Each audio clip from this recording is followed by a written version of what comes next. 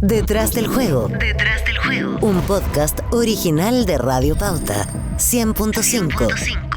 En el mes de agosto de 2024 se habrán cumplido 30 años desde la promulgación de la Ley de Violencia en los Estadios. Un cuerpo legal impulsado por el gobierno del expresidente Eduardo Frei Ruiz-Tagle, luego de que el mandatario fuese testigo en la tribuna preferencial del Estadio Nacional de violentos incidentes en un clásico entre Colo-Colo y Universidad de Chile. La idea era que a partir de entonces, estableciendo penas y sanciones para los vándalos, los recintos deportivos quedasen limpios de la lacra delictual. Desde entonces la norma ha sido modificada en varias ocasiones, pasándose a llamar luego como Ley de Derechos y Deberes en los Espectáculos Deportivos. En 2011, durante el primer mandato del expresidente Sebastián Piñera, fue creado además el Plan Estadio Seguro, una instancia dependiente de la Subsecretaría del Interior y que nació con el objetivo de coordinar, planificar y sugerir acciones para enfrentar los hechos de violencia. Han sido 3 décadas de mucha discusión parlamentaria, de innumerables ideas, opiniones y debates, de cientos y hasta miles de millones de pesos invertidos por el Estado para llegar a la triste situación actual. Poco y nada al limpio. Letra muerta. La incapacidad, la falta de decisión o voluntad y también de valentía de dirigentes y autoridades nos tiene casi en el punto de partida. ¿Por qué no hemos podido avanzar? ¿Qué poder tan influyente se esconde detrás de esos grupos imposibles de penetrar y disolver por parte del Estado? En el 2021, el periodista Juan Cristóbal Guarelo publicó el libro País Barra Brava, un contundente ensayo en que el autor se adentró en la descripción del fenómeno de la violencia en los estadios y especialmente las motivaciones que hay detrás de los líderes de esas agrupaciones que se mueven a su antojo en los recintos deportivos. Con ya varios años en el periodismo, como reportero primero, luego como comentarista en televisión y radio, columnista de medios escritos y ahora también presente en espacios digitales de altísimo alcance como su programa La Hora de King Kong, nuestro invitado de este capítulo en Detrás del Juego es precisamente Juan Cristóbal Guarelo. Juan Cristóbal, gracias por estar acá en Detrás del Juego en Radio Pauta. ¿Qué tal? Tantos años, ¿ah? Sí, pues tantos años. Oye, ¿cuál es tu impresión respecto al fenómeno de la violencia en los estadios y a qué conclusión llegaste fundamentalmente luego de ese trabajo de ensayo para tratar de explicar el fenómeno? Bueno, yo creo que ese libro ya necesitaría una actualización. Así como necesita una actualización la ley es como haber hecho una ley digital sobre las redes en 1995 y que estuviera vigente hoy. O sea, el fenómeno ha cambiado tanto que es inaplicable. No entiende el fenómeno de entonces. Si ya la ley tenía un montón de imperfecciones, hoy es totalmente inservible. Y con respecto al libro, el libro es un libro coyuntural a partir del estallido social, que me llamó mucho la atención la validación política y social que agarraron las barras bravas, como si un montón de incidentes que habían sido muy recientes, anteriores al estallido del 18 y 19 de octubre del 2019, no hubiesen existido. O sea que de repente un fenómeno social y delictivo que era repudiado transversalmente, de repente se transformó en una especie de activo político admirable, que tenía ciertos valores y que tenía un montón de cosas positivas que entregarle a la sociedad y que tenía una validación que respondía a ciertas pulsiones sociales profundas. En el fondo era simplemente oportunismo, de lado y lado, digamos, aprovechar todas las fuerzas políticas que fueran afines.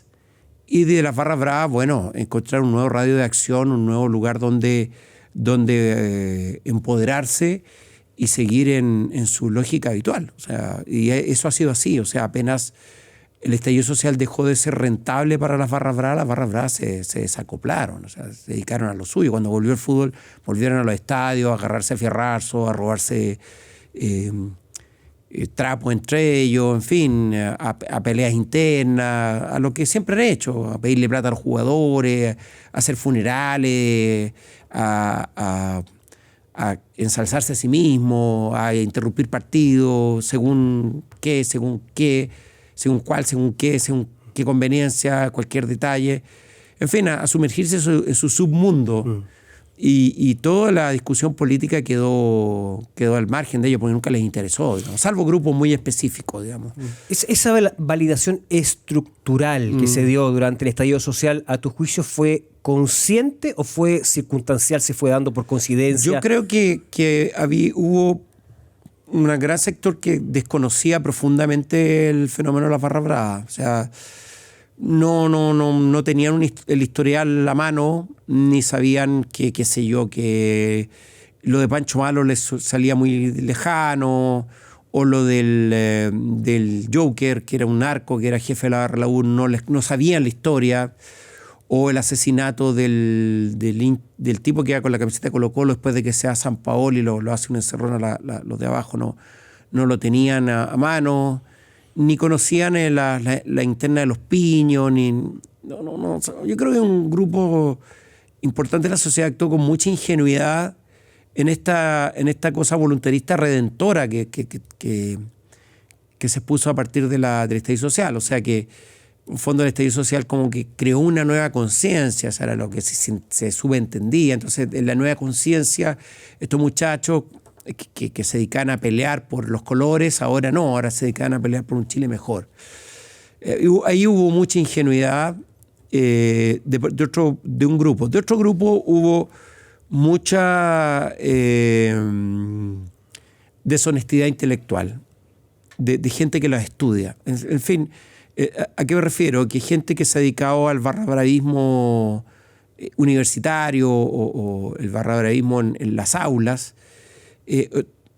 tomó lo que les convenía y desechó lo que no les convenía, y ahí a crear una serie de teorías, una serie de relatos, de barras bravas conscientes políticamente, de barras bravas que siempre fueron luchadoras antisistema, que en el fondo, o anticapitalistas, y claro, desechaban un montón de sectores de las barras que no les servían para el relato, no están dentro del análisis ni los estudios. Y ellos inflaron mucho la fogata desde la academia, digamos, le dieron un sustento e incluso terminaron mordiendo el programa de Boric con el barrismo social, una serie de tonterías. Tú fuiste crítico muy, rápidamente de ese concepto. No tiene... A ver, ¿qué pasa con las barras hoy? Las barras hoy no son esas estructuras piramidales que nosotros conocimos. O sea, no hay un Kramer, un Pancho Malo, un Barty, un Beto, una anarquía que tiene una estructura piramidal y que ellos mandan. La gran mayoría de la barra, digamos. Hoy son sectores muy atomizados, piños, que se unen, se desunen, que se juntan, que unos provocan incidentes, los otros no, unos van a cantar, los otros van a pelear. No es un organismo homogéneo. Entonces, atribuirle a la barra con cierta filosofía o cierta ideología es muy voluntarista y muy deshonesto. ¿Qué pasa con la gente que viene de las ciencias sociales? Me acuerdo dos que eran viejos, los weones también. Eran tipos que si hubieran sido un par de cabros chicos recién egresados de la universidad y que cayeran en esta académico, impostura, te creo, pero era gente con cueca, bailada. Entonces, dieron una entrevista famosa a partir del libro País Barra Brava. El libro País Barra Brava salió a primer semestre del 2021. O sea, exacto. La llamada alerta fue más o menos temprana. A partir del libro País salieron una entrevista en CIPER diciendo que las barras bravas eran conscientes de que deberían estar en la discusión constitucional, o sea, barras bravas en la convención directamente. Y cuando les preguntaban por el aguante, decían que el aguante era como la chispeza que decía Medel. O sea, pura mentira, pura impostura. Entonces, Después los hechos fueron destruyendo el argumento. Yo los desafié a debatir públicamente conmigo. Eso nunca se redujo. No se atrevieron. Dijeron que ellos no debatían, que qué sé yo. ¿Qué pasa? Que el debate público, a cierta gente de la academia no le gusta el debate público porque se siente muy cómodo en ciertos ámbitos. O sea, en el ámbito, cuando a ti te va a entrevistar un tipo de ciber que no sabe del tema y tú le dices cualquier cosa. A mí me llamó la atención que si era para replicar mi libro de ciber no se me hubiera llamado a mí para decir qué pensaba yo o ponerme cara a cara con él. No, simplemente, ok.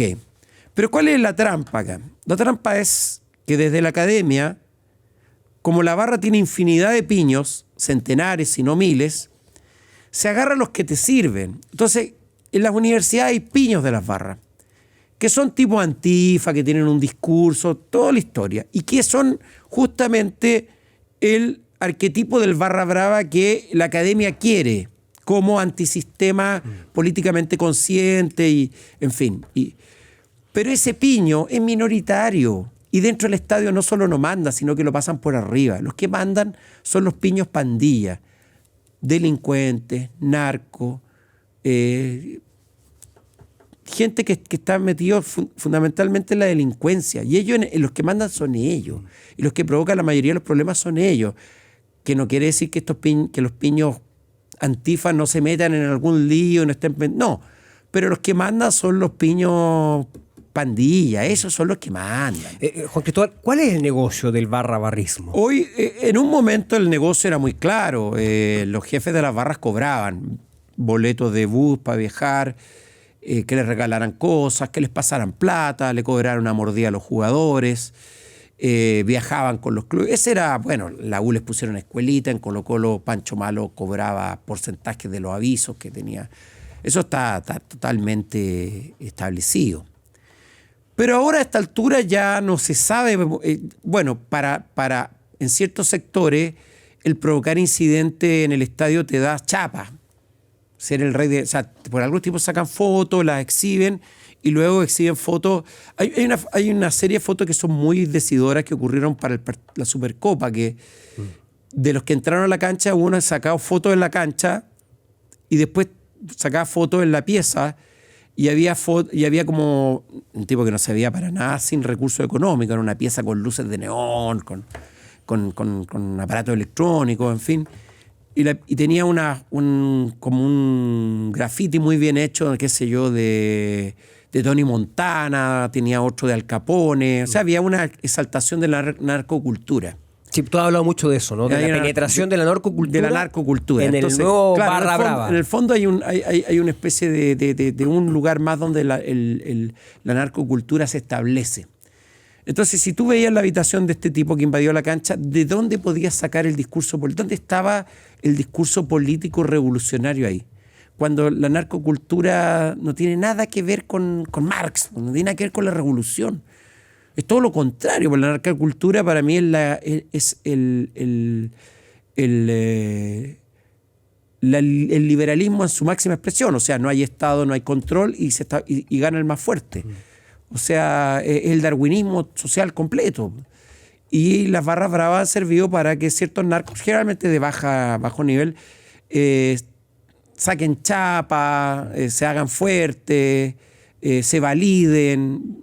Y también hay una especie de basurero de la sociedad, donde tipos van a botar su rabia y van a botar todas sus pulsiones. Pero en ningún caso ese cuerpo político, consciente, coherente, que te quieren vender porque no es así. Eso es una tontería. En la década de los 90, cuando estaba también en apogeo, ¿no? La antigua estructura de las barras bravas, por supuesto, habían relaciones directas con las diferentes dirigencias, ¿no? Tú hablabas recién del tema de la entrega de entrada de los tickets, eso certificado, claramente reconocido. Ahora, ¿qué es lo que observas tú respecto de la posición de los dirigentes en general o de los clubes? Yo creo que hay mucho miedo y hay una incapacidad, así como el gobierno o el Estado o los actores políticos o las fuerzas policiales tienen muchos problemas para controlar. Estás escuchando un podcast original de Radio Pauta 100.5. Para controlar la delincuencia, Sí. También los mismos estamentos del fútbol tienen muchos problemas para controlar la delincuencia y la violencia en los estadios porque no tienen las armas, no tienen el conocimiento y todavía ciertos sectores se mantiene el discurso utilitario de que las barras en algún momento te pueden servir de algo, ¿no? Te pueden servir para presionar. Ya vimos lo que había pasado con Camacho, que validaba sectores de la Garra Blanca, se sacaba el sombrero, tonterías así. Claro, porque él... Matías Camacho, el presidente actual claro, del el presidente del Club Social y Deportivo Colo-Colo, para él hay un grupo de la Garra Blanca que le es útil y que seguramente no es el violento o el menos violento y que es más políticamente más consciente y que le ayudó con los Colo-Colo va y regala cosas, pero es un grupo minoritario, o sea, son tipos que en el fondo no representan a los demás y nadie quiere ser representado tampoco. Entonces hay una suerte de extorsión, entonces, evidentemente. Bueno, el barraoreísmo es el negocio de la extorsión. O sea, lo que pasa es que antes había un capo y ya no los hay tan claros. Por eso cuando yo veo publicaciones, los de abajo oficial, Garra Blanca oficial, me quedo con dudas ahí, qué tan oficial sea y qué tanto represente. O sea, hay muchos intereses cruzados y yo recuerdo momentos que de repente la barra se empieza a portar bien. Curiosamente, de repente se empieza a portar mal. Entonces, hoy como está desestructurado, también el negocio de la Barra Brava también está desestructurado. Lo que no quita que algunos jugadores sean muy afines a la Barra Brava. El caso de Nicolás Castillo, que es el más evidente, que grosero ya, como él trabaja directamente. Él no juega para los hinchas católicos, juega directamente para la Barra Brava y él tribunea para la Barra Brava y su público objetivo está en la Barra Brava y todo lo que hace es para ese público. Pero de la misma manera los jugadores, no me cabe duda que en algún momento tienen que pasar plata, los mismos dirigentes, y tienen que ponerse con algo. Claro, ese vínculo evidentemente se esconde, pero está, lo que pasa es que está presente. Que hay miedo, pues. En el fondo aquí se articula el miedo, sobre todo. Yo recuerdo el caso de Hernán Levy. A Hernán Levy le mandaron fotos de sus hijos, de sus nietos. Ahora, esa Garra Blanca ya no existe. Esa Garra Blanca que había uno que recibía que era la cabeza, ya no existe. Ahora es un despelote. Claro. Un despelote. Los piños que dices tú. Claro, hoy día un sector de la Garra se puede portar muy bien, pero llegan los piños de más allá y los de acá y deciden pasarse e ir a pegarle a los de Universitario. Claro. Lo que pasó en el partido Universitario Colo-Colo es que lo que a mí me contaron que se metió mucha gente que tenía admisión. Prohibición de admisión. Exactamente, claro. Y justamente habían echado al gerente que más o menos había controlado porque decían que Camacho estaba peleado con ese gerente. Entonces Colo-Colo se metió en un lío grande. Claro que sí.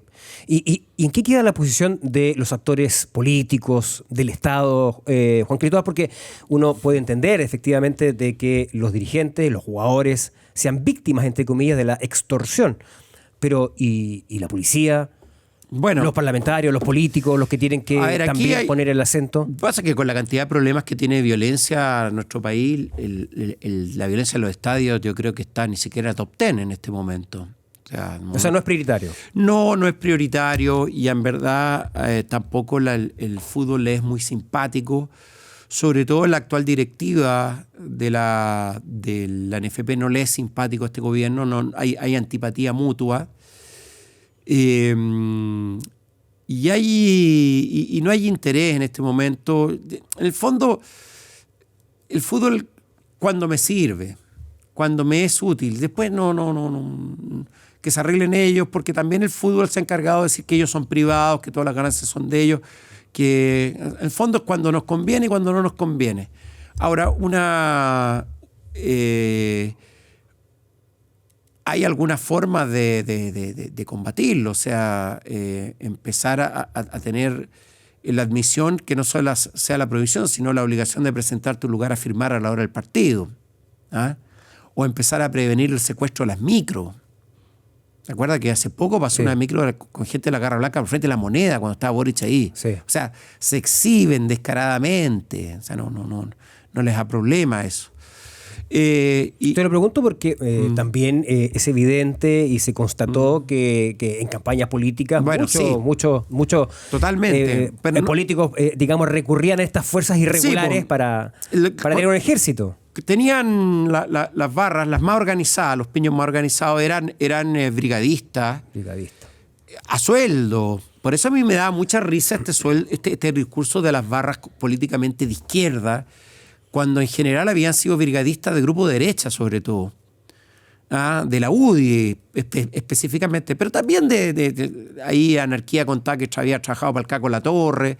Claro, llegáis con un grupo de cabros dispuestos a cualquier cosa y salían a pintar y a colgar letreros y a descolgar, y eso era así. Por eso me da mucha risa esto de inventar este relato. O sea, el relato fue tal el nivel de falsedad que se habló de barras bravas que habían luchado contra la dictadura. Pero ¿de dónde sacaron esa payasada? O sea, no hay un solo episodio registrado de las barras como actores, y hablemos en la postrimería de la dictadura, hablemos del plebiscito. O sea, que en una marcha del no hayan aparecido 3 banderas de la U, y seguramente 5 de Colo-Colo y 6 de O'Higgins, no quiere decir nada. No, es que te aparece un farsante diciendo, yo vi banderas de... Pero también seguramente viste una camiseta de Huachipato. O sea, eso no quiere decir que los de abajo que aparecieron en las postrimerías del gobierno de Pinochet y la Garra Blanca, que también empezó a gestarse el 86 y hace su estreno supuestamente el 88 en el Clásico con la U, hayan sido actores relevantes. No lo fueron, nunca lo fueron. No hay enfrentamientos de carabineros con barras bravas, no los hay. Algún incidente hubo alguna vez de una pelea, pero fundamentalmente espontáneo, que no tiene que ver con un grupo de gente consciente que unía la ideología futbolera con la política. O sea, es una mentira, es una construcción que, bueno, como suele suceder ahora, son relatos a posteriori, son relatos ex post, que aparecen y que nadie se encarga de chequearlo. Claro. Juan Cristóbal, un par de temas que me gustaría que me dieras tu opinión. Primero, ¿cómo evalúas tú lo que ha sido esto de Estadio Seguro, ¿no? Incorporado el 2011 durante el primer mandato del expresidente Sebastián Piñera? Estaba bien intencionado, pero a la luz de los hechos no ha tenido mucha capacidad. Lo que pasa es que es un tigre de papel. No tiene...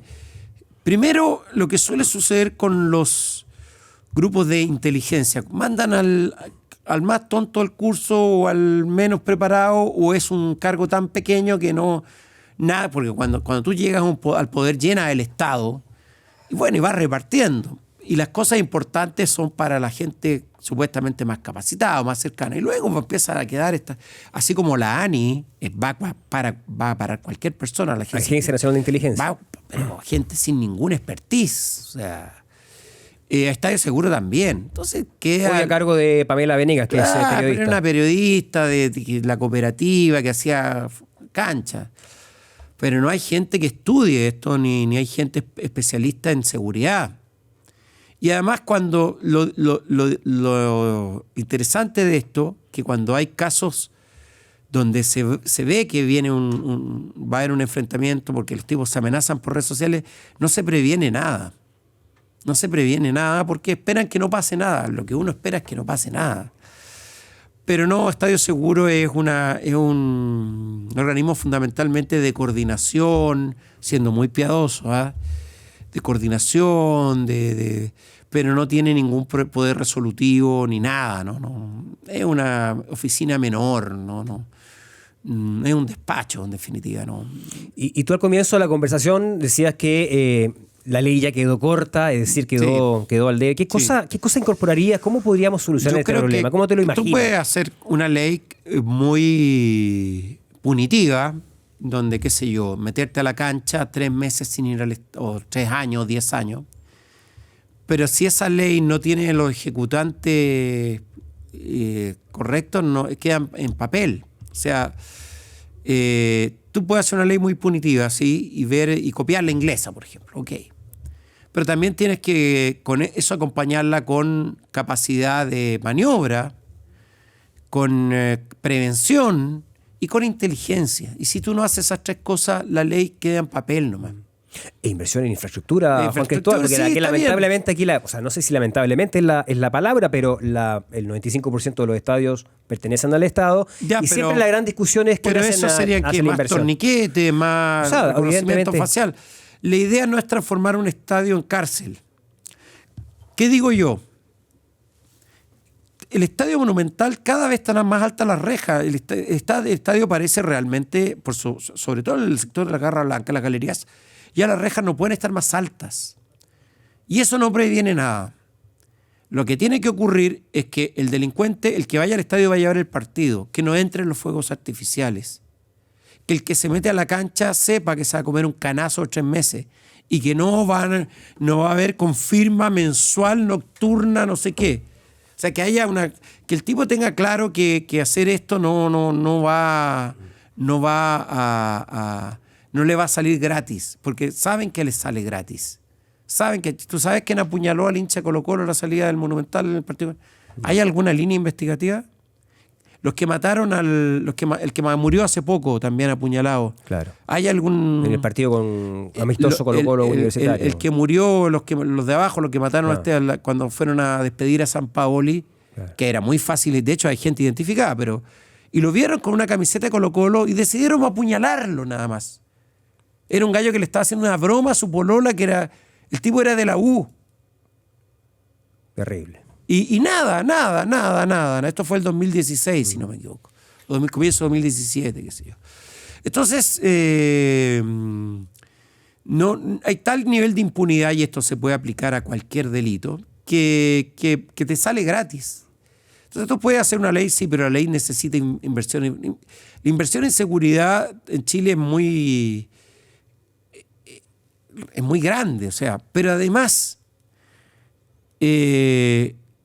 esto no se soluciona solo a tiros, también se soluciona con educación. Entonces es divertido que el librito que escribí yo, que es un artículo largo, fundamentalmente. Un ensayo, sí. Un artículo largo, que no pretende ser académico, ni mucho menos.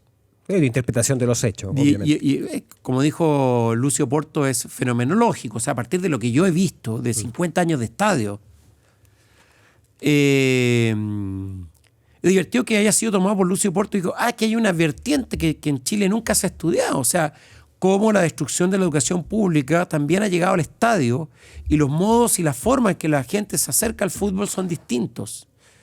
Y la violencia también se expresa ahí. Nadie lo toma. Nadie había reparado en esto. Y era evidente, pues evidente. O sea, tú simplemente a palo no lo va a solucionar, pero tampoco lo va a solucionar con esa mirada beata, con la beatería, que es lo que en un momento se implantó, que yo creo que ya no corre. Quedó fuera el barrismo social. El barrismo social. El barrismo social. Juan Cristóbal, ha sido una interesante conversación. Te agradezco mucho que hayas estado en este capítulo de Detrás del Juego. Vamos a seguir en el siguiente conversando contigo sobre otro tema muy, muy importante, que es sobre los clubes zombies, que es un concepto que tú has impuesto también en el debate futbolero, en el deporte chileno, pero vamos a dejar hasta acá este capítulo de Detrás del Juego, por supuesto agradeciendo los múltiples comentarios que nos han llegado en todas nuestras redes sociales. Los invitamos a que sigan, por supuesto, escuchando todos los capítulos que están disponibles en Spotify y en todas nuestras plataformas digitales, en Radio Pautas, de Radio Pauta, y los dejamos invitados para el siguiente capítulo de Detrás del Juego. Detrás del Juego. Detrás del Juego. Un podcast original de Radio Pauta 100.5.